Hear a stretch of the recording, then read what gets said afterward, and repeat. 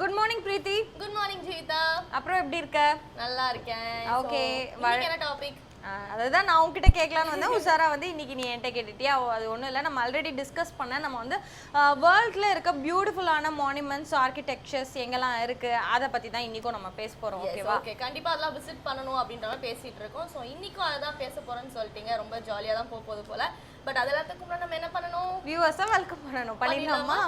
நேயர்கள் அனைவருக்கும் புத்தம் புது காலை வணக்கம்.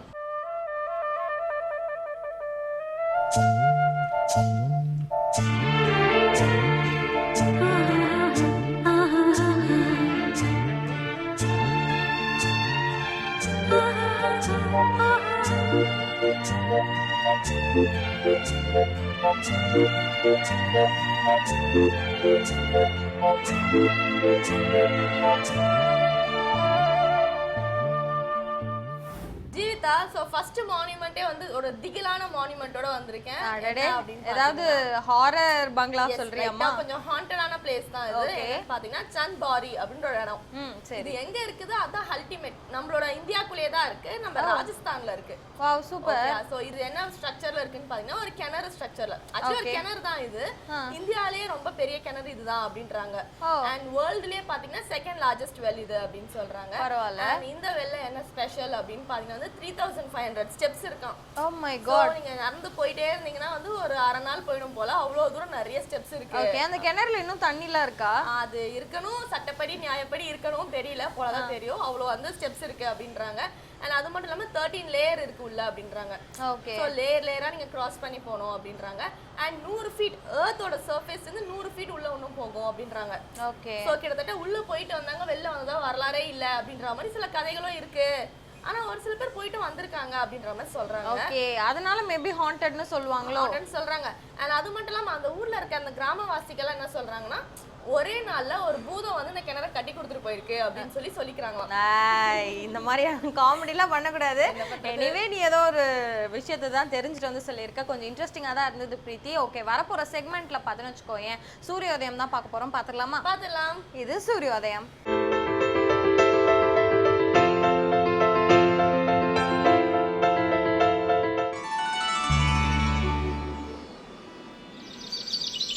இன்று 20/6/2016 திங்கட்கிழமை, துர்முகி வருடம் ஆனி மாதம் 6ஆம் தேதி. இன்று சூரியோதயம் 5:54. ராகு காலம் காலை 7:30 மணி முதல் 9 மணி வரை. யமகண்டம் காலை 10:30 மணி முதல் 12 மணி வரை. குளிகன் பகல் 1:30 மணி முதல் 3 மணி வரை. திதி மாலை 5:20 வரை பௌர்ணமி, பிறகு பிரதமை. நட்சத்திரம் மூலம். சுப ஓரைகள் காலை 6 மணி முதல் 7 மணி வரை, 11 மணி முதல் 1 மணி வரை, மாலை 3 மணி முதல் 4 மணி வரை. யோகம் சித்த யோகம். சந்திராஷ்டமம் ரிஷபராசிக்கு. பிரீத்தி, இப்போ அடுத்ததா வந்து நான் ஒரு கிரேட் மாஸ்க் அதை பத்தி தான் சொல்ல போறேன். இந்த பில்டிங், இந்த மாஸ்க் எங்க இருக்குன்னு பார்த்தேன்னா மாலில இருக்க டெஜன்ல இருக்கு. இதை வந்து கிரேட் மாஸ்க் ஆஃப் டெஜன் அப்படின்னு சொல்லுவாங்க. இதுவும் பார்த்தோன்னு வச்சுக்கோ, என் வேர்ல்டுலேயே வந்து ஒரு அதிசயமான ஒரு ஆர்கிடெக்சர் அப்படின்னு சொல்லுவாங்க. ஏன்னு அப்படின்னு கேட்டேன்னு வச்சுக்கோ, 1907 தான் இது பில்ட் பண்ணியிருக்காங்க. அண்ட் ஏன் இது எதனால அப்படி சொல்றாங்க அப்படின்னு பார்த்தோன்னா, ஃபுல்லா வந்து மண்ணிலேயே வந்து இந்த ஆர்கிடெக்சர், இதோட ஸ்ட்ரக்சர் வந்து கட்டப்பட்டிருக்கான். ஸோ அது மட்டும் இல்லாமல் ஏப்ரல் மேல வந்து இந்த மாஸ்க்ல ஒரு லோக்கல் ஃபெஸ்டிவல் நடக்கும். ஓகேவா? அண்ட் அந்த டைம் எதனால அந்த ஃபெஸ்டிவல் அப்படின்னு பார்த்தேன்னு வச்சுக்கோ, என் களிமண் இருக்கு பாத்தியா, இன்னும் களிமண்ணால மேல அதை வந்து திருப்பி பேம்பர் மாதிரி பண்ணுவாங்களாம். ஏன்னா சம்மர் டைம்ல பார்த்தனா பில்டிங்ஸ்லாம் வந்து கிராக் விடும் பாத்தியா. ஸோ அது மாதிரி விடக்கூடாது அப்படின்னு சொல்லிட்டு ஏப்ரல் மே மந்த் அந்த டைம்ல வந்து லோக்கல்ல ஒரு ஃபெஸ்டிவல் மாதிரி செலிப்ரேட் பண்ணி களிமண் கிளே யூஸ் பண்ணி அதை பேம்பர் பண்ணுவாங்க, நல்லா மோல்ட் பண்ணி விடுவாங்க. எஸ். ஓகே, சோ அப்போ வந்து மழை காலத்துல என்ன பண்ணுவாங்க? மழை காலத்துல வந்து அந்த மண்ணிலேயே கட்டி வச்சிருக்காங்களே, அதுவே வந்து ஸ்ட்ராங்கா நிக்கும். அதனால தான் இது வந்து ஒரு ஆச்சரியமான ஒரு ஆர்கிடெக்சர் அப்படின்னு சொல்றாங்க. ஓகே, சோ வந்து ரொம்ப வினோதமா இருக்கு இந்த மாஸ்க் பத்தி கேட்கும்போது. மேபி முஸ்லிம்ஸ் எல்லாம் அவேரா இருந்திருப்பாங்க, ஆனா வந்து ஹிந்துஸ் மத்த ரிலிஜன் பீப்புளா இப்பதான் தெரிஞ்சிருப்பாங்கன்னு நினைக்கிறேன். ரொம்ப சூப்பரா சொன்னா. இதை தொடர்ந்து நம்ம அடுத்து என்ன பார்க்க போறோம் அப்படின்னு பார்த்தோன்னா, லலிதாம்பிகைக்கு 1000 பேர்கள் இருக்கு இல்லையா. ஸோ அதோட பேர் காரணங்களும் அதோட சோஸ்திரங்களையும் சொல்றதுக்காக இலக்கிய மேகம் ஸ்ரீனிவாசன் காத்துட்டு இருக்காரு. பார்த்துடலாமா? பார்த்துடலாம். இது ஸ்ரீ லலிதா சகஸ்ரநாமம்.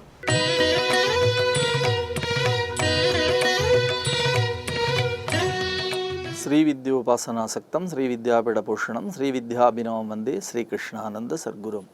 அனைவருக்கும் இனிய காலை வணக்கம்.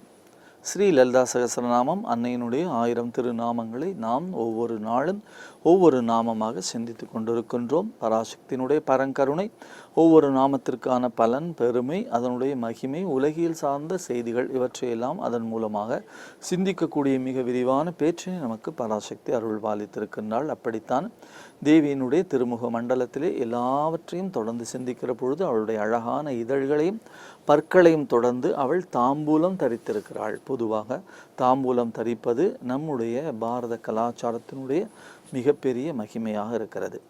இப்பொழுது அந்த பழக்கம் நம்மிடத்திலே இல்லை. பொதுவாக தஞ்சாவூர் மாவட்டத்திலே இருக்கிறது.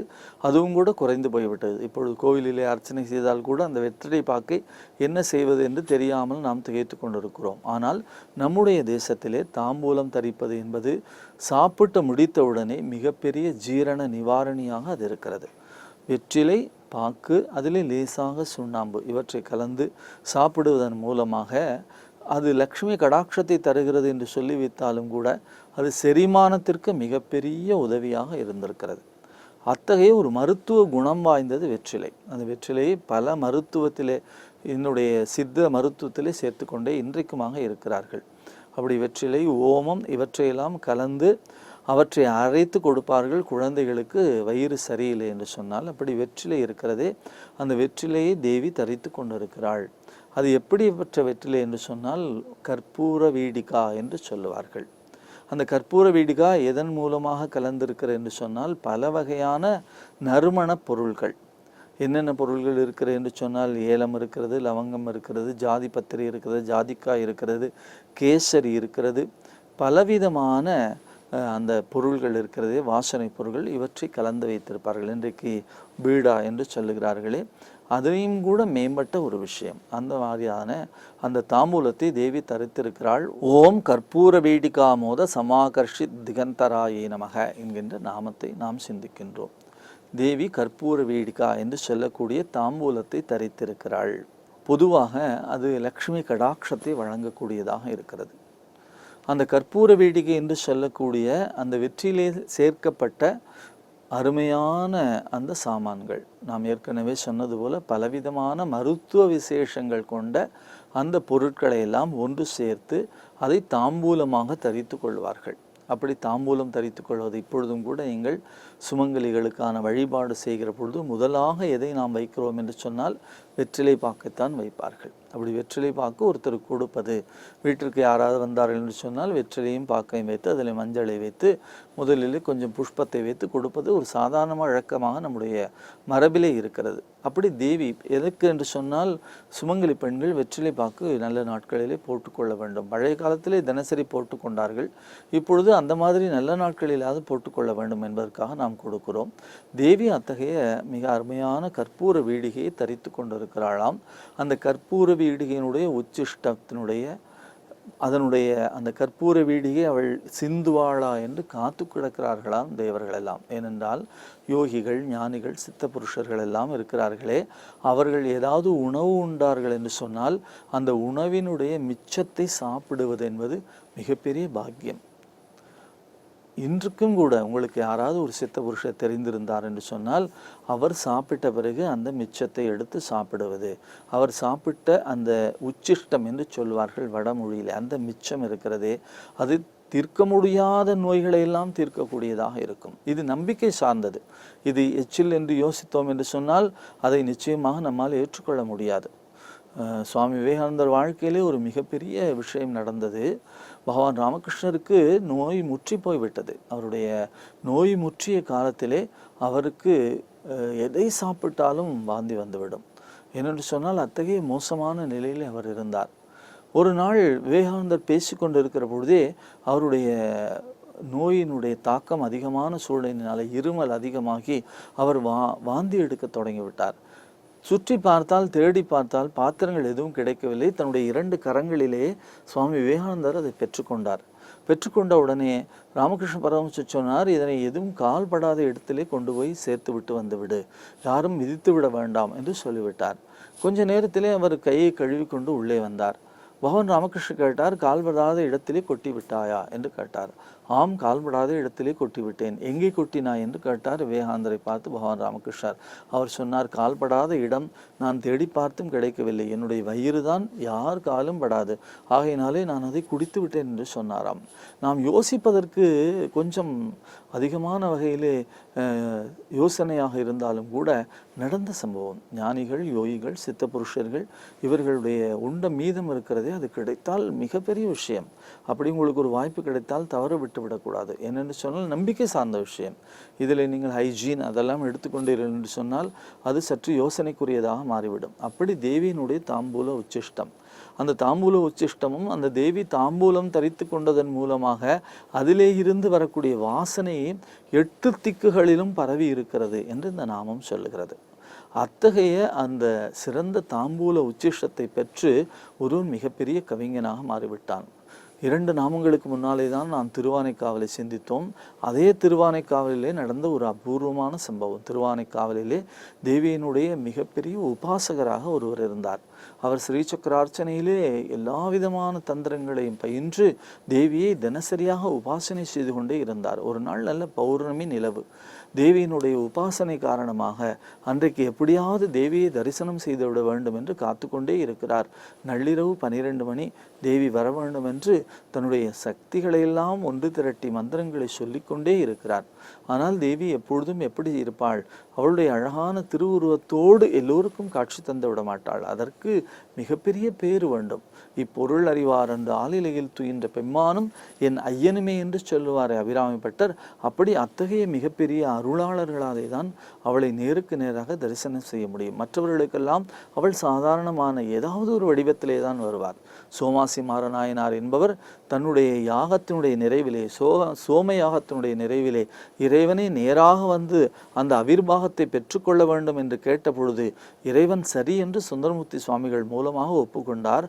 ஆனால் அவிர்வாகத்தை பெறுவதற்காக அவர் எப்படி வந்தார் என்று சொன்னால், புலையனும் புலைச்சியுமாக தலையிலே கள்ளுக்குடங்களை ஏந்தி தோள்களிலே கள்ளுக்குடங்களை மாட்டிக்கொண்டு 4 வேதங்களையும் 4 நாய்களாகவும் விநாயக பெருமானையும் முருகப்பெருமானையும் 2 குழந்தைகளாகவும் பிடித்து கொண்டு கள்ளினுடைய நாற்றம் தாங்க முடியாமல் அந்த மிகப்பெரிய அகசாலைக்குள்ளே நுழைந்தார்கள். யாருக்கும் அது பிடிக்கவில்லை, எல்லோரும் ஓடிப்போனார்கள். ஆனால் மிகப்பெரிய பாக்கியத்தினாலே சோமாசிமாரர் மட்டும் அந்த அவிர்வாகத்தை அந்த கள்ளுக்குடம் தாங்கி வந்த புலையனிடத்திலே தந்து நீதான் எம்பெருமான் என்று அடையாளம் கண்டு கொண்டார் என்று மிக அழகாக பெரிய புராணம் சொல்லும்.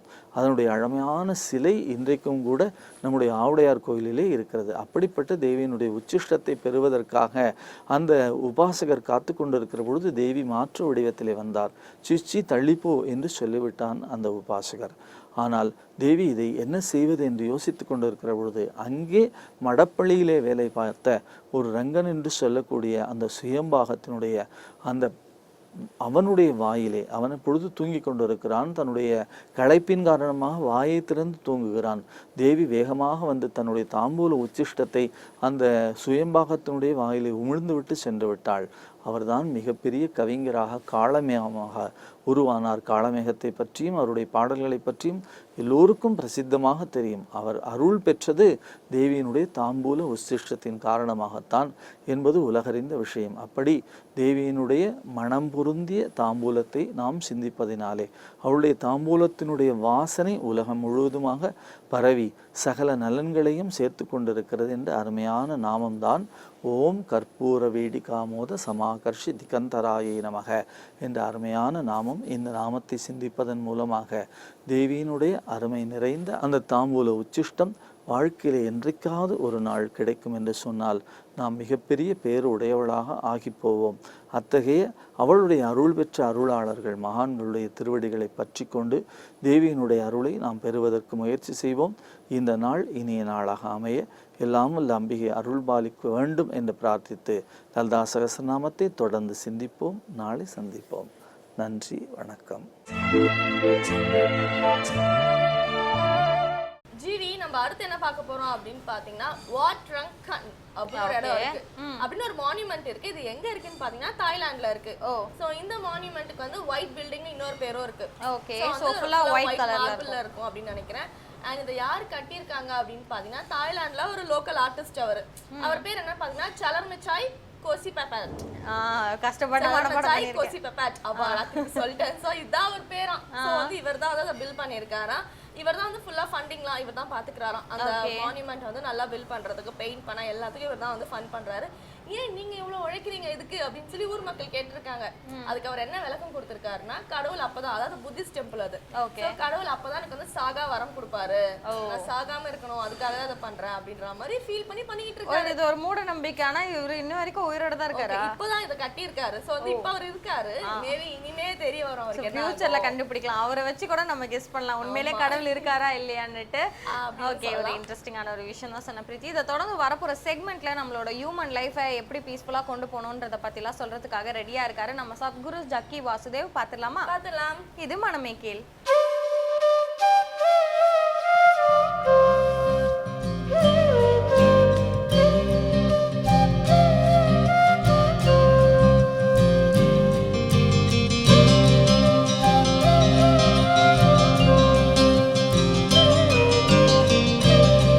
வணக்கம் சத்குரு. கல்யாணன்றதே கொஞ்சம் கஷ்டமான விஷயந்தான். ஆனால் அதில் பார்த்தீங்கன்னா 60ஆம் கல்யாணம் 80ஆம் கல்யாணம் சொல்லிட்டு ஒரே பொண்ணு கூட 3 தடவை கல்யாணம் பண்ணி வைக்கிறாங்க. நம்ம பெரியவங்களுக்கு பண்ணி வைக்கிறோமே, அது அவங்களுக்கு கொடுக்குற பனிஷ்மெண்ட்டா? எதனால இந்த பழக்க வழக்கம்? இது எல்லாமே நம்ம பழைய பாரம்பரியத்தை மிச்சம் இருக்கிற சுவடு. நம்ம நாட்டில் இந்த வர்ணாசிரம தர்மம்னு பண்ணோம். இப்படின்னா அர்த்தம் என்னென்னா, குழந்தை பிறந்த நாள்லேருந்து 12 வயசு வரைக்கும் பாலாவஸ்தை. பாலாவஸ்தைன்னா அப்போ குழந்தை ஒன்றும் பண்ண தேவையில்லை, சும்மா விளையாடிக்கணும், நல்லா சாப்பிட்டுக்கணும், விளையாடிக்கணும், நல்லா தூங்கணும், இவ்வளோதான் பண்ணணும் 12 வயசு வரைக்கும். 12 வயசுக்கு அவனுக்கு ஒரு உபதேசம் கொடுத்து அதுக்கப்புறம் வித்யாபியாசம், வித்யாரம்பம் ஆரம்பிக்கும். இந்த உபதேசம் என்னென்னா, வித்யாபியாசம்ன்றது, எஜுகேஷன்ன்றது ஒரு எம்பவர்மெண்ட்டு, ஒரு சக்தியானதுன்னு பார்த்ததுனால இந்த சக்தி கொடுக்கறதுக்கு முன்னாடி அவன் மனத்துக்குள்ளே எல்லா உயிர் ஒன்றா பார்க்குற ஒரு தன்மை அவனுக்குள்ளே கொண்டு வரணும்னு ஒரு பிரம்மோபதேசம்னு கொடுப்பாங்க. இந்த பிரம்மோபதேசம் என்னன்னா, எல்லாமே என்னுடைய தான் பார்க்குற தன்மை. இது எனது, இது இல்லை, இது எனது இல்லைன்னு பார்க்குற ஆளுக்கு வித்யாபியாசம் கொடுக்கக்கூடாதுன்னு அந்த காலத்தில் ஒரு நம்பிக்கை. என்னதுக்குன்னா, வித்யாபியாசம் வந்து ஒரு சக்தி. இந்த சக்தி ஒரு மனிதனுக்கு கொடுக்கறதுக்கு முன்னாடி அவனுக்குள்ளே ஒரு ஒன்றித்தன்மை இருக்கணும், எல்லா உயிர் ஒன்றுன்னு பார்க்குற ஒரு அறிவு இருக்கணும் அவனுக்குள்ளே. அப்போ தான் அவனுக்கு அந்த சக்தி கொடுக்கணும். பிரித்து பார்க்குற உயிர் பிரித்து பார்க்குற மனிதனுக்கு சக்தி கொடுத்துட்டா அவனு இல்லாத பிரச்சனை பண்ணுவான் நாளைக்கு உலகத்துக்கு. அதனால 12 வயசுக்கு அவனுக்கு இந்த மாதிரி ஒரு போதனை கொடுத்து அதுக்கப்புறம் வித்யாபியாசம், இந்த ஒரு நிலைக்கு பிரம்மச்சரியான்னு சொல்லுவாங்க. இங்கே ரொம்ப ஒரு ஒழுக்கமாக கட்டுப்பாடாக அடுத்த 12 வருஷம் வித்யாபியாசம், 24 வயசு வரைக்கும் அவன் வித்யாபியாசம் நடக்கும். இந்த வித்யாபியாசம் நடக்கிறப்ப அவன் வீட்டில் இருக்கக்கூடாது. ஏதோ ஒரு குருகுலத்துக்கு போய் ஒரு குருவுடைய காலடியில் உட்காந்து அவனை என்ன கற்றுக்கணுமோ அவன் கற்றுக்குவான். இந்த 24 வயசு ஆயிடுச்சுன்னா இப்போது அவனுக்குள்ளே ஒரு அறிவு பிறந்திருந்தான். அவனுக்கு துறவற வாழ்க்கையை எடுக்கணும்னு அவனுக்கு ஒரு நோக்கம் வந்தான், அவன் அந்த நோக்கத்தில் போக முடியும். இல்லைன்னா அவனு குடும்ப வாழ்க்கையில் போகணுன்னா அந்த நேரத்தில் அவனு கல்யாணம் பண்ணிக்கணும். 24 வயசில் கல்யாணம் பண்ண அவனை சம்சாரம் நடத்தி 48 வயசுக்கு வந்தப்போ அதுக்குள்ளே கல்யாணம் 24 வயசு ஆயிடுச்சு, 24 வருஷம் ஆயிடுச்சு அப்படின்னா உங்கள் குழந்தைக்கு எல்லாமே 20 வயசுக்கு மேலே ஆயிடுச்சு. முதல் பிறந்தவங்க எல்லாமே அவருக்கு 20 வயசு ஆயிடுச்சுன்னா அவருக்கு கொஞ்சம் ரெஸ்ட்லெஸ்னஸ் வந்துடும். அவருக்கு என்னமோ பண்ணணும்னு ஆர்வம். ஆனால் நீங்கள் நடுவில் உட்காந்துருக்குறீங்க, அங்கேயே இருந்தால் நீங்கள் எப்போ போயிடுவீங்கன்னு அவருக்கு உணர்வு வந்துடும். அந்த உணர்வு அவருக்குள்ளே வர்றதுக்கு முன்னாடி நீங்கள்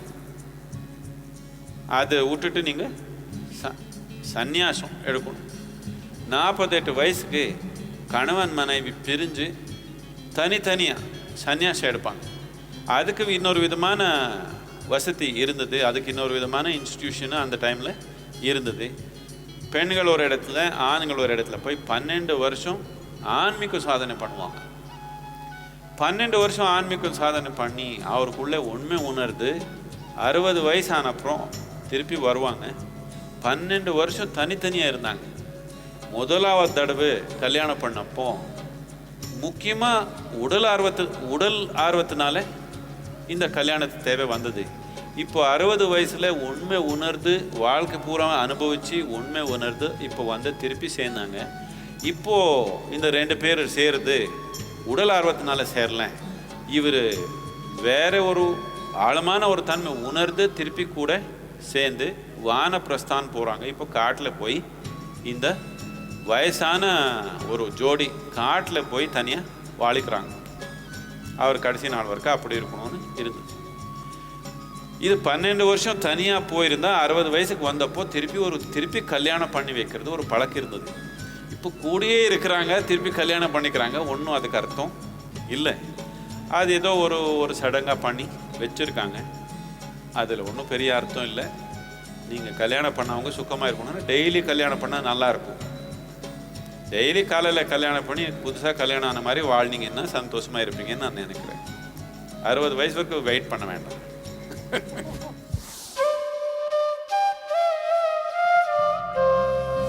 இந்த மாதிரி கேள்விக்கெல்லாம் நீங்கள் பதில் அளித்ததுக்கு அப்புறமேல கூட உள்ளுக்குள்ளே ஒரு சிரிப்பு உங்களுக்கு இருக்கலாம். அதாவது கலாச்சாரத்தை பற்றி கேள்வி கேளுங்கன்னு சொன்னால் இந்த ஒரு முக்கியமான கேள்வியை விட்டுட்டு இந்த கேள்வியெல்லாம் கேட்குறாங்களே அப்படின்னு உங்களுக்கு தோணலாம். அது என்ன கேள்வி?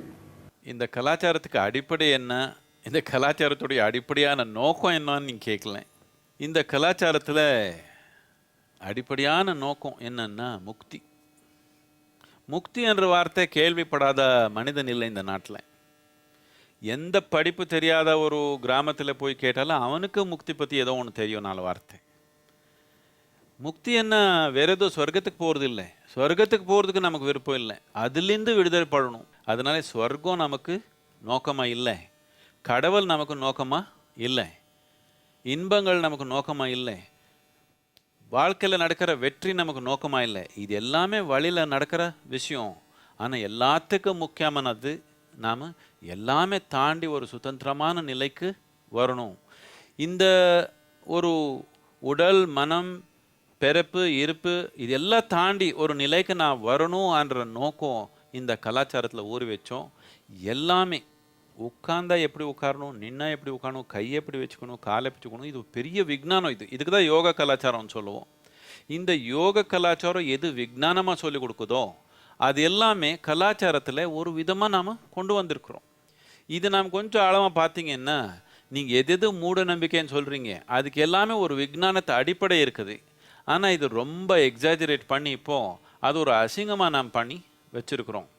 நாம் கொஞ்சம் கவனமாக நம்ம கலாச்சாரம் கவனித்து பார்த்தா எது இப்போ சோஷியல் சயின்சஸ்ஸு சைக்காலஜி சைக்காட்ரின்னு சொல்கிறாங்களோ இது எல்லாமே சாமானியமாக நம்ம வாழ்க்கையில் அந்த மாதிரி பாதிப்பே வராத மாதிரி கலாச்சாரம் உருவாக்கணும். அந்த மாதிரி அந்த கலாச்சாரத்து படியாக போனால் இந்த ஆச்சார விசாரம் வச்சு ஒரு மனிதன் வளர்ந்தான் அந்த மாதிரி பாதிப்பு எல்லாமே அவனுக்கு தொடவே கூடாத வாழ்க்கையில் அவனுடைய முக்தி நோக்கத்தில் போகணும். இங்கே கோயில் முக்கியமானதில்லை, கடவுள் முக்கியமானதில்லை, சொர்க்கம் முக்கியமானதில்லை, உன்னுடைய விடுதலை மட்டும்தான் முக்கியமானதுன்னு சொல்லி கொடுத்த ஒரே ஒரு கலாச்சாரம் நம்ம பாரத கலாச்சாரம். நம்ம மாநிலத்துக்கு நாம் ஒரு கோயிலே ஒரு அறிகுறியாக வச்சுருக்குறோம். அப்படி என்னன்னா நமக்கு அதிகமாக கோயில் கட்டணும்னு ஆசையாக? அப்படி இல்லை. ஒரு கோயில்னா இது போய் கடவுள் கூப்பிடுற இடம் கிடையாது. கோயிலன்னா அங்கே யாரும் உங்களுக்கு பிரார்த்தனை பண்ணுங்கன்னு சொல்லலை, அங்கே போய் கொஞ்சம் நேரம் உட்காரணும்னு சொன்னாங்க. எதுக்குன்னா இது ஒரு சக்தி வாய்ந்த ஒரு இடம். ஒரு மனிதனுடைய வளர்ச்சி முழுமையாக நடக்கணும்னா அவனுக்கு எந்த மாதிரி சக்தியுடைய உதவி தேவையோ அந்த மாதிரி உதவி உருவாக்குறதுக்கு இந்த கோயிலன்ற ஒரு கருவி நாம் உருவாக்கணும். முதல்ல பிரமாதமான ஒரு கோயில் கட்டினாங்க, அதுக்கு சுத்தம் ஊர் வளர்த்துனாங்க. முதல்ல ஊர் கட்டிக்கல, நம்ம வீடு நாம் முதல் கட்டிக்கல, நாம் ஸ்கூல் கட்டிக்கல, நாம் காலேஜ் கட்டிக்கல, முதல்ல கோயில் கட்டணும். என்னத்துக்குன்னா இந்த ஒரு சக்தி ஆவரணத்தில் மனிதன் இருந்தால் அவனுக்கு வித்யாபியாசம் புத்திசாலித்தனம் உடல் வளர்ச்சி எல்லா விதமான நன்மை அவனுக்கு கிடைக்கும் என்ற ஒரு விஞ்ஞானம் ஆழமான ஒரு தன்மை புரிஞ்சதுனால தான் இது பண்ணாங்க. என்ன கோயில் இருந்துட்டால் நமக்கு எல்லாம் வந்துடுமா? அப்படி இல்லை. நீங்கள் கொஞ்சம் கவனித்து பார்க்கணும். நீங்கள் ஒரு வாழைப்பழம் எடுத்து சாப்பிட்டாலே இந்த வாழைப்பழம் மனிதனாக மாற்றுற சக்தி நமக்குள்ளே இருக்குது. இதுக்கு தான் படைத்தல் சக்தின்னு சொல்லுவோம். இதே சக்தி நாம் வெளியே உறுதிப்படுத்துறதுக்கு கோயில்னு சொல்கிறோம். ஒரு கோயிலுடைய சக்தின்றது ஒரு கருவறை மாதிரி. எப்படி நம்ம வாழ்க்கை ஆரம்பத்தில் அந்த கருவறை இல்லாமல் நாம் இந்த ஒரு ரூபம் எடுக்க முடியாதோ, இதே ரூபம் வெறும் ஒரு தசையா எலுபா இல்லாமல் இது ஒரு தெய்வீகத்து நிலைக்கு வரணும்னா, இது ஒரு உயர்ந்த நிலைக்கு வரணும்னா, இதோட உச்சிக்கு சேரணும்னா இதுக்கு இன்னொரு விதமான கருவறை தேவை இருக்குது. இந்த கருவறை இல்லாமல் ஒரு மனிதனும் இந்த பாரத நாட்டில் வாழக்கூடாது என்ற நோக்கம் இருந்ததுனால இந்த கலாச்சாரத்துக்கு இப்படி உருவாக்குறதுக்கு பலவிதமான முயற்சி பண்ணாங்க. அந்த முயற்சி நாம் இப்போது இன்னும் தொடர்ந்து நடத்தலை. அது கொஞ்சம் ஒரு அளவுக்கு தான் இருக்குது. கட்டாயமாக இது நாம் உருவாக்கணும். இது ஒரு மதம் உருவாக்கணுன்றதுக்காக இல்லை. மதம் இல்லாத நாடு, கடவுள் இல்லாத நாடுன்னா பாரத நாடு. ஐயோ, பாரத நாட்டில் கடவுள் இல்லைன்னு சொல்லிட்டீங்களே எப்படின்னு சொன்னால், ஆமாம், 36 லட்சம் கடவுள் வச்சுருக்குறோம். நாம் எப்போ 36 லட்சம் கடவுள் வச்சுக்கிறோங்களோ, இது இப்போனாலும் உங்களுக்கு புரியணுமே, இது மனிதனு அவனுடைய வளர்ச்சிக்காக உருவாக்குன உருவங்கள், அவனுடைய வளர்ச்சிக்காக உபயோகப்படுத்துறதுக்காக அவன் உருவாக்குன உருவங்கள். நீங்கள் எந்த கோயிலுக்கு போனாலே உங்கள் நன்மைக்கு தானே போகிறீங்க, கடவுள் நன்மைக்காக போகிறீங்க. இது புரிஞ்சு உருவாக்குன தன்மை. இந்த கலாச்சாரத்தில் கடவுள் தன்மைன்றது, கடவுளுடைய உருவம்ன்றது நாம் தான் உருவாக்குனதுன்னு உணர்ந்த ஒரு கலாச்சாரம். உங்களுக்கு இப்போ இருக்க கடவுள் எது பிடிக்கலன்னா நீங்கள் ஒரு புது கடவுள் கூட பண்ணிக்க முடியும். இதுக்காக இஷ்ட தேவதான்னு சொன்னாங்க, நாம் இது கூட உருவாக்கிக்க முடியும். அதனால இந்த கலாச்சாரத்துக்கு அடிப்படைன்றது முக்தி. இது நாம் மறக்கக்கூடாது. என்னத்துக்குன்னா இது நம்ம நன்மைக்கு எதிர்மறையாக நடக்கும். நம்ம நன்மைக்கு அனுசாரமாக நாம் வாழணும்னா இந்த கலாச்சாரத்தில் இருக்கிற ஒரு அறிவு, இந்த விழிப்புணர்வு கட்டாயமாக நாம் உபயோகப்படுத்திக்கணும்.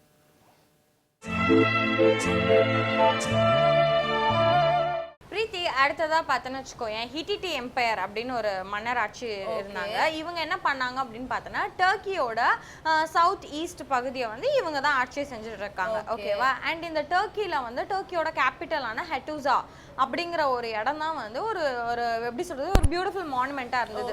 அதில் என்ன இருக்கும் அப்படின்னு பார்த்தோன்னு வச்சுக்கோயேன், இந்த ஸ்பினக்சஸ் அப்படின்னு சொல்லுவாங்க இல்லையா, ஸோ மனுஷ உருவத்தில் இருக்கிற பொம்மைங்க, அது மாதிரி ஒரு ஸ்டாச்சுலாம் ரெடி பண்ணி அவங்க வைப்பாங்க. ஓகேவா? யுனெஸ்கோ ஆர்கனைசேஷன் என்ன பண்ணுவாங்கன்னா, வேர்ல்ட்ல இருக்க பியூட்டிஃபுல் மானுமெண்ட்ஸை வந்து டிக்ளேர் பண்ணுவாங்க. ஸோ அதே மாதிரி ஒவ்வொரு வருஷமும் பார்த்தோன்னா இந்த ஹெட்டூசாவும் பார்த்தோன்னா ஒரு பியூட்டிஃபுல் மானுமெண்ட் தான். ஸோ அதுவும் வந்து இவங்க லிஸ்ட்ல ஆட் பண்ணிட்டே வருவாங்க. ஓகேவா? பட் அதோட பிரான்ஸ் ஏஜ்ல பார்த்தோன்னு வச்சுக்கோயேன், இந்த அட்டூசா வந்து கொஞ்சம் அழிஞ்சு போயிடுச்சாம். இந்த அட்டூசால என்ன ஃபேமஸ் அப்படின்னு பார்த்தோன்னா, மனுஷ சிலையில இருக்கிற ஒரு பீஸ்ஃபுல்லான ஒரு விஷயம். ஓகேவா? அதை தான் அவங்க வந்து ப்ரொமோட் பண்றாங்க. ஓகேவா? ஸோ அதனால அதை வந்து லிஸ்ட்ல ஆட் பண்ணிட்டே வந்திருந்தாங்க. அது அழிஞ்சு போனதுனால யுனைடெட் நேஷன் ஆர்கனைசேஷன் என்ன பண்ணாங்கன்னா, அதோட காப்பி மாதிரி இன்னொரு ஸ்டாச்சு ரெடி பண்ணி ஸோ பீஸ்க்கு ஒரு எக்ஸாம்பிளா வச்சிருக்காங்க. ஓகே, சோ வந்து பீஸை ப்ரோமோட் பண்ண பயங்கரமா உழைக்கிறாங்க டர்க்கி மக்கள் அப்படின்னு சொல்றீங்க. Yes, correct. சூப்பரா சொன்னா. இதை தொடர்ந்து நம்ம என்ன பார்க்க போறோம் அப்படின்னு பாத்தீங்கன்னா, மூலிகைகள் இருக்க பல மருத்துவ குணங்களை சொல்றதுக்காக நம்மளோட சித்த மருத்துவர் ராஜமாணிக்கம் காத்துட்டு இருக்காரு. பாத்துடலாம். இது மூலிகை மருத்துவம்.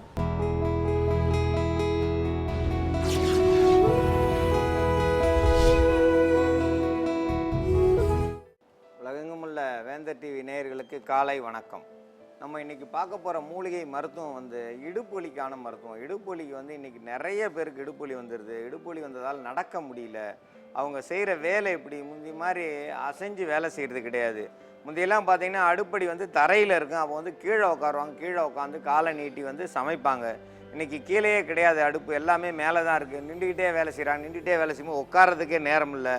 நடந்துக்கிட்டு நின்றுக்கிட்டு வேலை செய்யும்போது நம்ம இடுப்பு வலி வந்துடுது. இடுப்பு வலி வந்துச்சுன்னா தாங்க முடியலன்றாங்க. அந்த எலும்பு ரெண்டையும் எடுத்துகிட்டு வேறு இன்றைக்கி செயற்கை முறையில் எலும்பு பொறுத்துறன்றாங்க. அந்த செயற்கை முறையில் பொறுத்துறதுக்கு பதிலாக அந்த இடுப்பு வலியை சரியாக்கணும். அந்த ஜவ்வு வந்து லேசாக வெடித்து உள்ள பின்னாடி வந்திருக்கும் முதுகில், அது வந்து ரொம்ப வேதனையை கொடுக்கும். அந்த வேதனையெல்லாம் சரி செய்கிறதுக்கான மருத்துவம். ஏன் அந்த இடுப்பு வலி வருது? நம்ம அதிக அளவு வந்து வேலை செய்கிறோம், நின்றுக்கிட்டே வேலை செய்கிறோம். முந்தியெல்லாம் பார்த்திங்கன்னா தண்ணி இறைச்சாங்க, கமலையில் தண்ணி இறைச்சாங்க, கயரில் தண்ணி இறைச்சாங்க. அப்போ இறைக்கும் பொழுது இடுப்பு பலமாக இருந்துச்சு. அம்மி அரைச்சாங்க, இடுப்பு பலமாக இருந்துச்சு. உரல் ஆட்டினாங்க, இடுப்பு பலம். இன்றைக்கி யாருமே எந்த வேலையுமே செய்கிறது கிடையாது. அப்போ வேலையே இல்லைன்னும் போது அந்த இடுப்புக்கு வந்து வேலையே கிடையாது. அப்போ வந்து இடுப்பு வலி கூட தான் செய்யும். அந்த இடுப்பு வலியை சரி செய்கிறதுக்கு முருங்கை விதையை பயன்படுத்துகிறோம். முருங்கை விதையை இந்த மாதிரி முருங்கைக்காய் வந்து காஞ்சி போய் நிற்கும். அதை வந்து வீண் பண்ணக்கூடாது. இதில் உள்ள முருங்கை விதையை எடுத்து நம்ம பயன்படுத்துகிறோம். முருங்கை விதையை பயன்படுத்தும் போது நல்ல பலத்தை கொடுக்கக்கூடியது. முருங்கை காயை சாப்பிட்லாம், பிஞ்சு சாப்பிட்லாம், எப்படி வேணாலும் சாப்பிட்லாம். இந்த காய் முத்தி போச்சேன்னு கீழே தூக்கி போட்டுற வேணாம். அதில் உள்ள விதைகள் கண்டிப்பாக நமக்கு பயன்படும். இதை வந்து பச்சையாக சாப்பிட்டோம்னா ரொம்ப தொண்டையை பிடிக்கும். பச்சையாக கண்டிப்பாக சாப்பிடக்கூடாது. ஏன்னா எங்களுக்கு வந்து வீரம் அதிகமாக வேணும்னு நினச்சி பச்சையாக சாப்பிட்றவங்க இருக்கும். அப்படி சாப்பிடக்கூடாது. அப்படி சாப்பிட்டா வந்து அது வந்து தொண்டையை கட்டும். இந்த தொண்டையை கட்டும்போது நமக்கு அது மேலே விருப்பமே இல்லாமல் போயிடும். அதோடு சேர்ந்து அக்ரூட்டு, இது வந்து அதிக அளவு சத்தை கொடுக்கக்கூடியது, பலத்தை கொடுக்கக்கூடியது. அப்போ வந்து பலம் கூடினா தான் இடுப்பு நல்லாயிருக்கும். பார்த்தீங்கன்னா இன்றைக்கி இருக்கிற 17 வயசு பசங்கள்லாம் இடுப்பில் கையை வச்சு நிற்கிறான். ஏன்னா 4 புள்ள பெற்றவனுங்க தான் இடுப்பில் கையை வைக்கணும். இன்றைக்கி 17 வயசுலேயே இடுப்பில் கையை வச்சுருக்கேன். ஏன்னா உணவுகள் சரி கிடையாது. உணவுப் பொருட்கள் இன்றைக்கி இருக்கிற உணவுப் பொருட்கள் எதுவுமே சத்தில்லா உணவுப் பொருட்கள். இன்றைக்கி பார்த்தீங்கன்னா விடுதியில் இருக்கிற எல்லா பிள்ளைங்களுக்குமே இடுப்பு வலி வந்துடுது. ஏன்? அங்கே சாப்பாடு சரியில்லை. அப்படியே சாப்பாடு சரி இருந்தாலும் அதில் உப்பை போட்டு சாப்பிட விடாமல் வச்சிடுறாங்க. அப்போ சாப்பிட முடியாமல் இருக்கும்போது அந்த குழந்தை படிச்சுட்டு அந்த மேல் படி படித்து மீண்டும் இங்கே வரும்போது அதனால் முடியாது, நடக்க முடியாமல் இடுப்பு வலி வந்து சும்மா வீட்டிலேயே படுத்து கிடக்கும். ஏன் இன்னும் படிக்க அனுப்புனதே தப்பானா? இல்லை, அங்கே உள்ள உணவுகள் சரியில்லை, சத்தான உணவுகள் இல்லை. இப்போ நம்ம வந்து அக்ரூட்டு இதோட சேர்ந்து கொடுக்குறோம். இதோட சேர்ந்து நாட்டுக்கோழி முட்டை,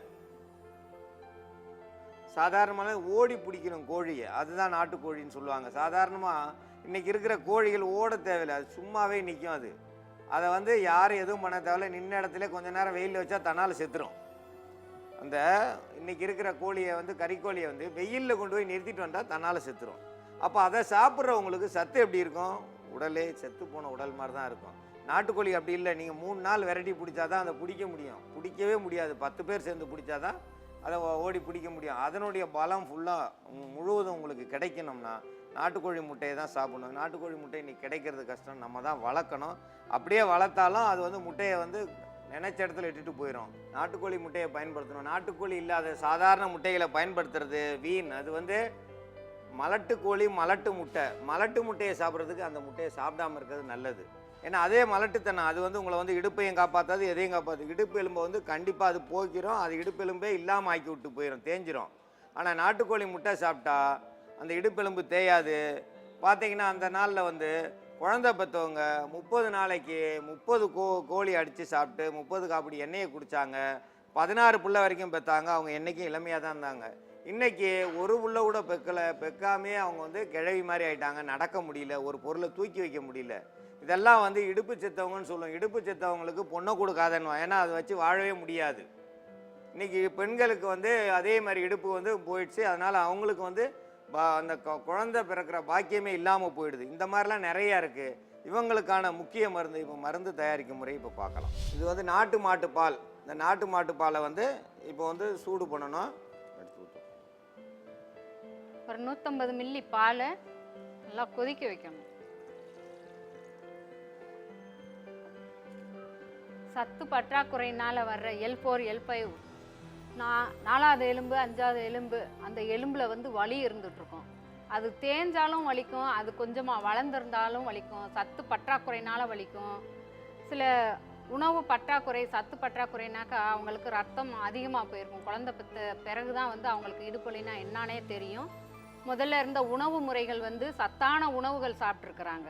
ஆனால் இப்போ உள்ள உணவுகளில் வந்து சாப்பிட்றதுல வந்து சத்தே இல்லை. சத்து பற்றாக்குறையினால் அந்த எலும்பு எல்லாம் வந்து வலிக்க ஆரம்பிச்சிருது. L4, L5 மட்டும் இல்லாமல் முட்டி வலி, அந்த அங்கங்கே ஜாயிண்ட் வலி, அதாவது புஜம், கை, அந்த விரல் நரம்புகளில் கூட வலி இருந்துக்கிட்டு இருக்கும். இந்த மாதிரி உடலில் இருக்கிற அந்த வலிகளையும் இடுப்பு வலியையும் போக்குறதுக்கான மருந்தை நம்ம இப்போ தயாரிக்கிறோம். அதில் 150 மில்லி ஆட்டுப்பால் கிடச்சதுனாக்கா ஆட்டுப்பாலில் இந்த மருந்தை தயாரிக்கலாம். அது இல்லாமல் நாட்டு மாட்டு பால் கிடச்சதுனாக்கா அதில் செஞ்சால் தான் வந்து முழு அந்த வலியை வந்து முழுதுமாக போக்க முடியும்.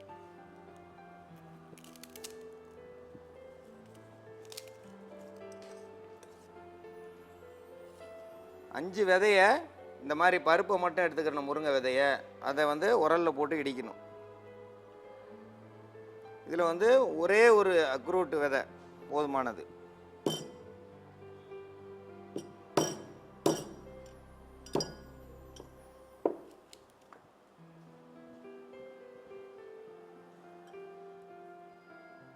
இந்த பருப்பு இந்த மாதிரி எடுத்து இதில் போட்டுக்கிறணும்.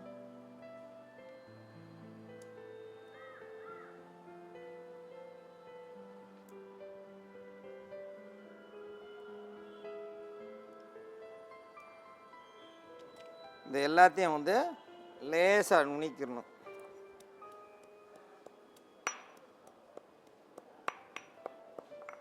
இதோட தேவைக்கேற்ப பனை வெல்லம்,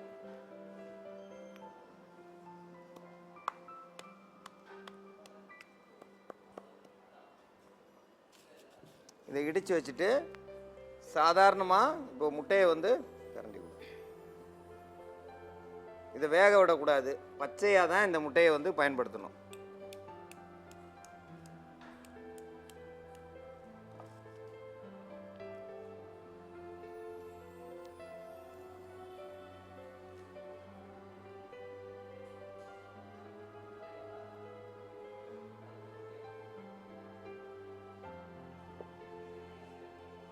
நாட்டுக்கோழி முட்டைன வாசி இந்த மஞ்சக்கருவையும் சேர்த்து போட்டணும்.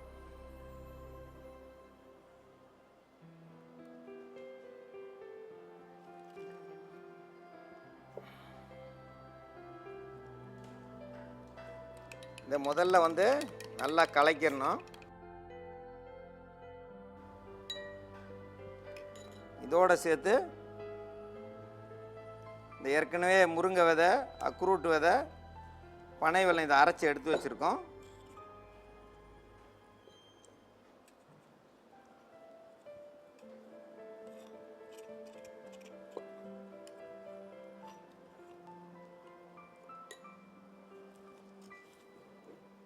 இதில் வந்து அந்த பால் காய்ச்சின பாலை இனிமேல் தான் ஊற்றணும்.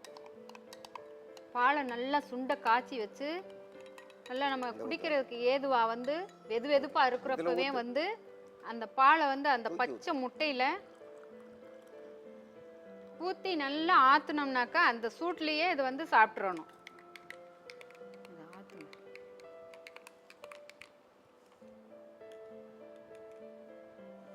ஸ்பூன் எடுத்துட்டு அப்படியே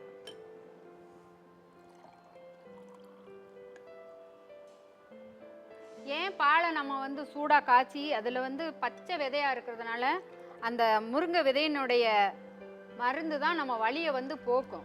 அதனால நம்ம இப்போ பாலோட போட்டு வேக வைக்கல, பச்சை விதை வந்து 5 விதையை வந்து நல்லா சுத்தம் பண்ணிட்டு அதை நசுக்கி அது கூட ஒரு அக்ரூட்டினுடைய பருப்பு இது ரெண்டையும் நல்லா மசிச்சு காஞ்ச பால் கூட பச்சை முட்டை, ஒரு முட்டை நாட்டுக்கோழி முட்டையை விட்டு நல்லா சர்சர்னு ஆற்றினோம்னாக்கா அந்த முட்டையினுடைய கவுச்சி இல்லாமல் அது வந்து சாப்பிட்றதுக்கு நல்லா இருக்கும். அதே நேரத்தில் வந்து அவங்களுக்கு நல்ல சக்தியும் கொடுக்கக்கூடியது. அந்த இடுப்பு எலும்பில் வந்து சின்ன வளைவு அல்லது ஜவ்வு மாதிரி விட்டிருந்தாலும் அந்த ஜாயிண்ட் எல்லாம் வந்து ஒன்று சேர்க்கறதுக்கும் சக்தியை கொடுக்கறதுக்கும் வலியை போக்குறதுக்கும் இது சீக்கிரமாகவே உதவி செய்யும். அந்த முருங்கை விதை தான் இதில் வந்து முக்கிய காரணம். வந்து முருங்கை விதையினுடைய பச்சையாக இருந்தாக்கா அதை வந்து சாப்பிட முடியாதுன்னெல்லாம் நீங்கள் நினைக்காதீங்க. தனியாக சாப்பிட்டீங்கன்னாக்கா துவர்ப்பு தன்மை, தொண்டையை வந்து கட்டிக்கிறோம், கசப்பாக இருக்கும். அதை நம்ம மருத்துவத்தோடு அந்த பாலோடையும் நாட்டுக்கருப்பட்டி சேர்த்துருக்கிறதுனால நல்லாவே சுவையாக இருக்கும், சாப்பிட்றலாம். அப்படி தனியாக வந்து சாப்பிட்டுட்டு நீங்கள் பாலை குடிக்கக்கூடாது. எல்லாம் ஒன்று சேர்ந்த மருத்துவம் தான் இது. வந்து உணவே மருந்து, மருந்தே உணவு அப்படின்றதுல வந்து இது மருந்து கிடையாது, சத்தான உணவு தான். நாம் இடுப்பு வலி போக வரைக்கும் இதை சாப்பிடலாம். நம்ம இதை வந்து காலையில் வெறும் வயிற்றில் குடிக்கணும். இது ஒரு ஆள் அப்படியே சாப்பிடணும். இதை வந்து ஒரு அக்ரூட்டு கொட்டை விதை அப்படியே முழுசு பருப்பு, ஒரு பருப்பு எடுத்திருக்கோம், 5 முருங்கை விதை எடுத்திருக்கோம். இதோடு சேர்ந்து தேவைக்கேற்ப பனை வெல்லம் சேர்த்துருக்கோம். பாலை தான் தனியாக காய்ச்சணும், மீதி எதையும் காய்ச்சக்கூடாது. மீதி காய்ச்சினுங்க எல்லாமே தெரிஞ்சிடும். பார்க்கும்போது உங்களுக்கு ஒரு மாதிரியாக இருக்கும், சாப்பிட்றதுக்கு கஷ்டமாக இருக்குது. இப்போ வந்து பால் தெரியாமல் இருக்குது. இது அப்படியே குடித்தோம்னா முழு சத்தும் கிடைக்கும். அவங்களுக்கு ஆண்களுக்கு வந்து இடுப்பு பலம் நல்லா இருக்கும், பெண்கள் குழந்தை பெற்றவங்களுக்கு இடுப்பு பலம் நல்லா. ஏன்னா நாட்டுக்கோழி முட்டை மஞ்சள் கருவோடு தான் சாப்பிட்ணும். கருவோடு சாப்பிட்டா தான் அதுக்கு வந்து இடுப்பு சத்து வந்து கூடும். கரு இல்லாமல் சாப்பிட்றது அது ஒன்றுமே இல்லை. அப்போ நாட்டுக்கோழி முட்டை வந்து கரு வந்து சேர்த்தா தான் வந்து உடலுக்கு பலம். இந்த உடல் பலத்தை கூட்டும், இடுப்பு வலியை போக்கும், இடுப்பில் எந்த ஒரு வலியும் இருக்காது. நீங்கள் வந்து 100 முறை உட்காந்து எழுந்தாலும் இடுப்பு வலியே வலிக்காது. இன்றைக்கி யாராவது ஒருத்தரையாவது பிள்ளையார் கோயிலில் போய் தோப்புக்கண்ணம் போட சொல்லுங்கள், அந்த மேலேயே இப்படின்னு வாங்கலை தவிர கீழே உட்காந்து எழுந்திரிக்கவே மாட்டாங்க. ஏன்? அங்கே இடுப்பில் சத்து கிடையாது, இடுப்பு பலம் கிடையாது. இன்றைக்கி வந்து கணினியில் உட்காந்துருக்க எல்லாருக்கும் வந்து இடுப்பு பலம் போச்சு, இடுப்பில் வந்து வலி அதிகம், இடுப்பு கீழே வேலையே செய்கிறதில்ல. அவங்கெல்லாம் இதை சாப்பிட்டாங்கன்னா அந்த இடுப்பு கீழே நல்லா இருக்கும், அணுக்கள் கூடும், அவங்களுக்கு எந்த ஒரு குறைபாடுகளும் இருக்காது. இந்த குறைபாடுகளை சரி செய்யும், இடுப்பு வலியை சரி செய்யும். இது ஒரு முக்கிய மருந்து. இந்த மருந்துன்னு நினைக்காம இது ஒரு அற்புதமான உணவுன்னு சாப்பிடுங்க. உடல் பலம் கூடும், நல்ல இடுப்பு வலி இல்லாமல் நிமிர்ந்த நெஞ்சோடு நடக்கலாம், இல்லைன்னா கூன் விழுந்த முதுகு மாதிரி நடப்பாங்க. சிலர் பார்த்தா இடுப்பு வந்து மேலி மாதிரி வந்து அந்த நிமிக்க முடியாது, உடலை வந்து நேராக நிமிர்ந்து நடக்க முடியாமல் இப்படியே கூனியே நடப்பாங்க. அந்த கூனி நடக்காமல் நிமிர்ந்து நடக்கிறதுக்கு இடுப்பு வலி போகிறதுக்கு இது ஒரு சிறந்த மருந்து. இது மருந்தாக சாப்பிட்லாம், தவறே கிடையாது. பெரியவங்க சின்னவங்க யார் வேணாலும் சாப்பிட்லாம். சாப்பிட சாப்பிட பலம் அதிகமாகும், உடல் சத்து கூடும். இதை இந்த மருந்தை பயன்படுத்தி பயன்பெற வேண்டும் என்று கேட்டுக்கொள்கிறேன். ஜீவிதா, நம்ம நெக்ஸ்ட் என்ன மானுமெண்ட் பார்க்க போறோம் அப்படின்னு பாத்தீங்கன்னா மான்டே ஆல்பன் அப்படின்ற ஒரு மானுமெண்ட். இது எங்க இருக்குன்னா மெக்சிகோ. இதுல என்ன ஸ்பெஷல் அப்படின்னு பாத்தீங்கன்னா இந்த மானுமெண்ட் வந்து ரொம்ப காலமா அங்க இருக்கு அப்படின்னு சொல்றாங்க. அந்த ஊர் மக்கள் வந்து ரொம்ப வந்து ப்ரீஷியஸா பாத்துக்கிறாங்க. ஏன்னா அவங்க மெக்சிகோனும் போது கொஞ்சம் ரொம்ப ஃபேமஸான பில்டிங் அப்படினால பாத்துக்கிறாங்க அப்படின்றாங்க. அண்ட் 500 AD-ல வந்து இந்த மானுமெண்ட் வந்து கொஞ்சம் டிஸ்ட்ரக்ஷன் ஆயிருக்கு. ஸோ டிக்ளைன் ஆயிட்டு அப்படின்னும் போது அந்த மக்கள் எல்லாம் ரொம்ப ஃபீல் பண்ணியிருக்காங்க. ஆனாலும் வந்து டிஸ்ட்ராய் ஆயினாலும் மாண்ட் ஆல்பன் அப்படின்ற இந்த மானுமெண்ட் இன்ன வரைக்கும் வந்து பேர் இருக்கு அப்படின்றாங்க. எதுக்கு இதோட பேர் வந்து இன்னும் ஃபேமஸா இருக்குன்னு பாத்தீங்கன்னா ஸ்போர்ட்ஸ்க்கு பயங்கர இம்பார்ட்டன்ஸ் தருவாங்களா அந்த மானுமெண்ட்ல. சோ அந்த மானுமெண்ட் இல்லனாலுமே அத வந்து அதோட பேர் வந்து இன்னமும் ஃபேமஸா இருக்கு. இப்போ வந்து அது கொஞ்சம் ரீஆல்டரேட் பண்ணி இப்போ வந்து அதை அழகா பிரிசர்வ் பண்றாங்க. ஓகே, சூப்பரான ஒரு விஷயம் சொன்ன பிரீத்தி. இதை தொடர்ந்து வரப்போற செக்மெண்ட்ல பார்த்தோன்னா நம்ம யதார்த்த ஜோதிடர் செல்வி 12 ராசிக்காரர்களோட யோக பலனை சொல்றதுக்காக ரெடியா இருக்காரு. பாத்துடலாமா? பாத்துடலாம். இது யோகம் நல்ல யோகம்.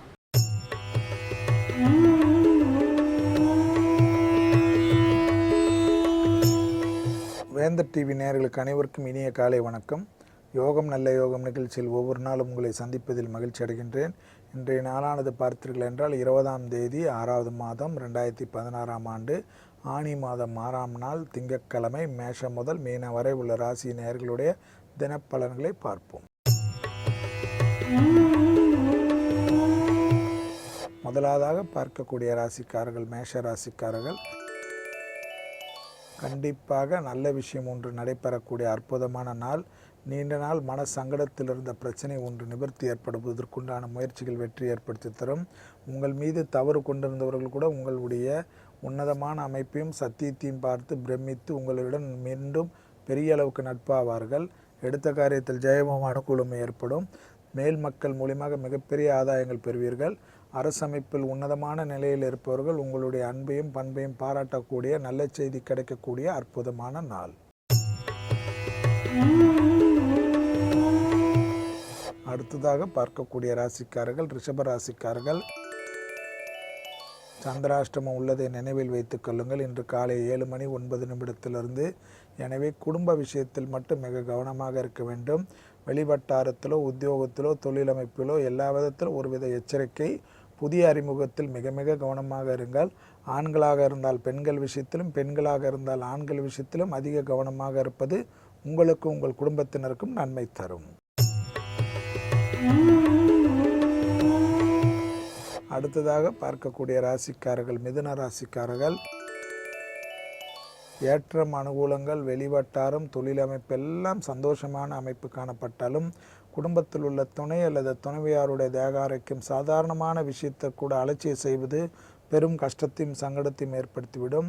உத்தியோகத்தில் படிப்படியாக நல்ல முன்னேற்றம் சீரும் சிறப்பும் ஏற்படுவதற்குண்டான யோக பலம். தொட்டது தொடங்கக்கூடிய காலகட்டங்கள். மனதிற்கு பிடித்த ஒரு விஷயங்கள் புது வரவுகள் மனதிற்கும் உங்களுக்கும் சந்தோஷத்தை ஏற்படுத்தும். அதே சமயம் குடும்பத்தில் அந்நியர் தலையீடு உறவினர் தலையீடு நண்பர்கள் தலையீடு கூடவே கூடாது. அடுத்ததாக பார்க்கக்கூடிய ராசிக்காரர்கள் கடக ராசிக்காரர்கள். மிகப்பெரிய ஏற்றம். கொடுக்கல் வாங்கல் பிரச்சனையிலிருந்து பேசி தீர்த்து கொள்வதற்குண்டான உன்னதமான நாள். நீங்களாகவே போய் எல்லாவற்றிலும் பேசி பொறுமையாக இருந்து தீர்த்து கொண்டாலே பாதி பிரச்சனைகள் தீர்ந்துவிடும் என்பதை நினைவில் வைத்துக் கொள்ளுங்கள். ஈகோவுடன் இருக்காதீர்கள். எல்லாம் எனக்கு தெரியும் என்று யாருடைய ஆலோசனையும் நண்பர்களோ உறவினர்களோ துணையோ அல்லது துணைவியாரோ குடும்பத்தில் உள்ள பெற்றோர்களுடைய மனதை நோகடிக்கக்கூடிய விஷயத்தில் வார்த்தைகளில் செய்யாதீர்கள்.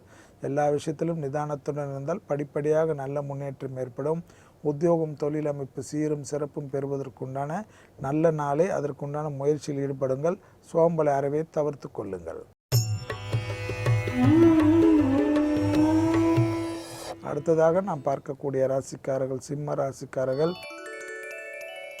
பிள்ளைகளுக்கு உங்களுக்கும் வாக்குவாதம் வேண்டாம். பிள்ளைகளை பற்றி மற்றவர்கள் குறை கூறினாலும் அதை அப்படியே அவர் நம்பி பிள்ளைகளை வதம் செய்யாதீர்கள். உங்கள் பிள்ளைகள் விஷயத்தில் பூத கண்ணாடி ஆராய்ச்சி இல்லாமல் நல்ல தோழனாகவோ தோழியாக மாறிக்கொள்வது நன்மை தரும். கர்ப்பஸ்திரிகள் மிக மிக கவனமாக இருப்பதும், வழுக்கலான இடங்கள் மிக கவனமாக இருப்பதும், நெருப்பு போன்ற இடங்களில் வேலை செய்பவர்கள் மிக மிக கவனமாக இருப்பதும் மிக முக்கியம். உத்தியோகத்திலோ லாபத்திலோ பணவரவிலோ மேலதிகாரிகளோ ஒரு குறையும் காணப்படவில்லை. அடுத்ததாக நாம் பார்க்கக்கூடிய ராசிக்காரர்கள் கன்னியா ராசிக்காரர்கள். குடும்பத்தில் உள்ள பெற்றோருக்கும் உங்களுக்கு வாக்குவாதம் வைத்துக் கொள்ளாதீர்கள். உங்களுக்காக உழைத்தவர்கள் என்பதை நினைவில் வைத்துக் கொள்ளுங்கள். அவர் மன நோக்கடிக்கின்ற வழியில் பேசுவதெல்லாம் தவிர்த்து கொள்ளுங்கள். உத்தியோகத்தில் மிக சிறந்த அமைப்பை பெறக்கூடிய நாளாக காணப்படுகிறது. உத்தியோகத்தில் மேல் மக்கள் மூலியமாக ஆதாயங்கள் பெறுவீர்கள். இந்த உத்தியோகம் என்றிடா நமக்கு தொலையும் என்று நினைத்த கன்னியாராசிக்கு கூட நல்ல உத்தியோக பிராப்தங்கள் ஏற்படுவதற்குண்டான முயற்சிகள் வெற்றி ஏற்படுத்தி கொடுக்கும். தொலைதூர செய்திகள் நன்மைகள் அனுகூலங்கள் காணப்படுகிறது. லாபத்தின் அளவில் மிக மிக கவனமாக வியாபாரத்தில் இருப்பவர்கள் சிறிது கவனமாகவும் எச்சரிக்கையுடன் இருப்பதும் நன்மை ஏற்படுத்தி தரும். அடுத்ததாக நாம் பார்க்கக்கூடிய ராசிக்காரர்கள் துலா ராசிக்காரர்கள். ஏற்றம் பயணங்கள் வந்தால் எடுத்துக்கொள்ளுங்கள். எந்த முயற்சிக்கும் முக்கியத்துவம் கொடுங்கள். எடுத்த காரியத்தில் ஜெயமும் அனுகூலமும் காணப்படுகிறது. உத்தியோகத்தில் இருந்த சங்கடங்கள் நிவர்த்திகள் ஏற்படுகிறது. தொலைதூர செய்திகள் நன்மைகள் அனுகூலங்கள் காணப்படுவதை சரியாக முறையாக பயன்படுத்தி கொள்ளுங்கள். உங்களுக்கும் மற்றவர்களுக்கு இருந்த பிரச்சனையை பேசி தீர்த்து கொள்ளுங்கள். மூன்றாம் நபரை அனுமதிப்பதோ மூன்றாம் நபரை நம்புவதோ பெரும் சிக்கல்கள் எதிர்காலத்தில் தனிப்பட்ட முறையில் உத்தியோகத்தில் இருப்பவர்களுக்கு அந்த உத்தியோகமே பாதிப்படையக்கூடிய அளவுக்கு ஏற்படுத்திவிடும் என்பதை நினைவில் வைத்துக் கொள்ளுங்கள். அடுத்ததாக நாம் பார்க்கக்கூடிய ராசிக்காரர்கள் விருச்சக ராசிக்காரர்கள். விருச்சக ராசிக்காரர்களுக்கு கண்டிப்பாக தேக ஆரோக்கியத்திலும் இரத்த கொதிப்பு சர்க்கரை நோயாளிகள் உள்ள விருச்சக ராசிக்காரர்கள் மிக மிக கவனமாக இருப்பது நன்மையும் அனுகூலத்தையும் ஏற்படுத்தி தரும். திடீரென்று சிலருக்கு ஒவ்வாமையால் பெரிய பாதிப்புகள் ஏற்படலாம். மிக கவனமாக இருங்கள். கையெழுத்திடுவதற்கு முன்பாக யோசித்து கையெழுத்திடுங்கள். குறிப்பாக வார்த்தைகளில் தேன் தடவிய வார்த்தையே விருச்சக ராசிக்காரர்களுக்கு மிக முக்கியம்.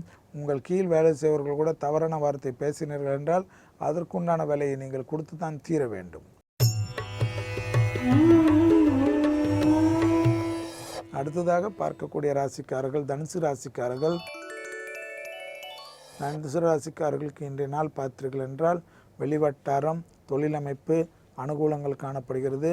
குடும்பத்தில் இறுக்கமான சூழ்நிலை காணப்படும். குடும்பத்தில் துணை அல்லது துணைவியாரை பற்றி மற்றவர்களிடம் குறை கூறாதீர்கள், ஆவேசப்படாதீர்கள். உங்களுக்காக அவர்கள் செய்த தியாகத்தை மனதில் நினைத்து கொள்ளுங்கள். உதாசனப்படுத்துவது உபத்திரத்தில் போய்விடும், பிறகு மீண்டும் எடுத்துவிட முடியாது. கண்ணாடி வீட்டுக்குள் இருந்து கல் அடிக்காதீர்கள். உத்தியோகம் மற்ற விஷயத்திலும் எல்லாவற்றிலும் ஒரு விதமான நிதானத்துடன் இருப்பதே பல விதத்தில் அனுகூலத்தை ஏற்படுத்தி தரும். காந்தி குரங்கு பொம்மையை நினைவில் வைத்துக் கொள்ளக்கூடிய நாள் என்பதை நினைவில் வைத்துக் கொள்ளுங்கள். அடுத்ததாக நாம் பார்க்கக்கூடிய ராசிக்காரர்கள் மகர ராசிக்காரர்கள். யோகம் அனுகூலங்கள் லாபம் தொழில் உத்தியோகம் மேன்மக்கள் அனுகூலங்கள் புது முயற்சிகள் வெற்றிகள் தொலைதூர பயணங்கள் லாபங்கள் தடைப்பட்டிருந்த படிப்பு உத்தியோகம் பிராப்தமெல்லாம் காணப்பட்டாலும் குடும்பத்தில் ஒரு இறுக்கமற்ற சூழ்நிலை உஷ்ணாதிக்க சூழ்நிலை காணப்படுகிறது. அந்த சூழ்நிலையை மாற்றுவதற்கு நீங்கள் தான் விட்டு கொடுத்தல் என்பது மிக முக்கியம். அதில் ஆவேசப்படுவது வெளிவட்டாரத்தில் நிம்மதியற்ற தன்மையை ஏற்படுத்திவிடும். அடுத்ததாக நாம் பார்க்கக்கூடிய ராசிக்காரர்கள் கும்பராசிக்காரர்கள். லாபம் அனுகூலங்கள் உத்தியோக மேன்மை தொலைதூர செய்திகள் கண்டிப்பாக புது வரவு திடீர் பண வரவு பூமியால் இருந்த பிரச்சனைகள் நிவர்த்தி புது முயற்சிகள் வெற்றிகள் உத்தியோகத்தில் தனித்தன்மை எடுத்த காரியத்தில் ஜெயம் பெரிய முயற்சிகள்லாம் படிப்படியாக நல்ல முன்னேற்றம். அடுத்ததாக நாம் பார்க்கக்கூடிய ராசிக்காரர்கள் மீன ராசிக்காரர்கள். உத்தியோகத்தில் இருந்த சங்கடங்கள் நிவர்த்தி கூட்டாளி பிரச்சனை தீர்வது புது கூட்டாளிகள் கிடைப்பது பெரிய அளவு முதலீடுகளுக்கு நல்ல செய்தி கிடைப்பது கடல் கடந்த நல்ல செய்தி வருவது தனிப்பட்ட முறையில் படிப்பு தடைகள் நிவர்த்தி உத்தியோகத்தில் இருந்த நிவர்த்தி எல்லாம் மனதிற்கு சந்தோஷம் ஏற்படும். சிலருக்கு பெரிய வகையான விலை உயர்ந்த ஃபாரின் கார்களை வாங்குவதற்குண்டான யோக பலம் அவர்களுடைய தசாபத்தி நன்றாக நடக்கின்ற சமயத்தில் ஏற்படும். அரசமைப்பில் இருந்த பிரச்சனைகள் நிவர்த்தி ஏற்படும். அதே சமயம் உடன் பிறந்தோர் இரத்த பந்த உறவுகளுடைய அவர்களுடைய தேக ஆரோக்கியம் சிலருக்கு மன வருத்தத்தை ஏற்படுத்தலாம். மீண்டும் நாளை யோகம் நல்ல யோகம் நிகழ்ச்சியில் சந்திப்பதில் மகிழ்ச்சி அடைகின்றேன். நன்றி, வணக்கம்.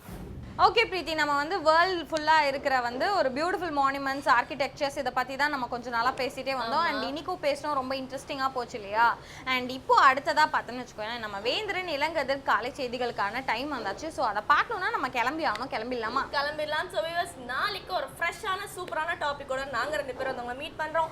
Until then, Tata and bye-bye from Preeti and Jeevitha along with the entire team of Puthampudu Kalai. Bye-bye.